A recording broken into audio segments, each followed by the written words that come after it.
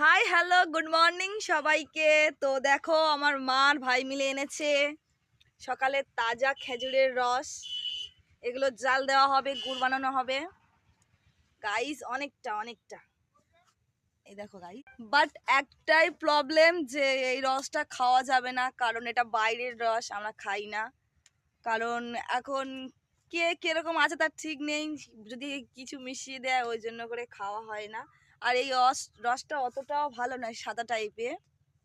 যেটা খাওয়া হয় সেটা একদম লাল বা হলুদ টাইপের হয়ে থাকে যতদূর সম্ভব। তো এবছরও খাইনি রস অবশ্য।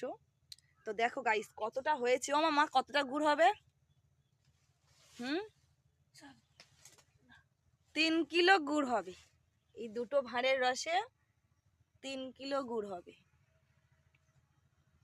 বুঝতে পারছো গাইস, 3 কিলো গুড় হবে, নতুন গুড়। তো দেখো মা এবার কিভাবে জ্বালে সেই প্রসেসটা তোমাদের দেখাচ্ছি। আচ্ছা দিচ্ছি।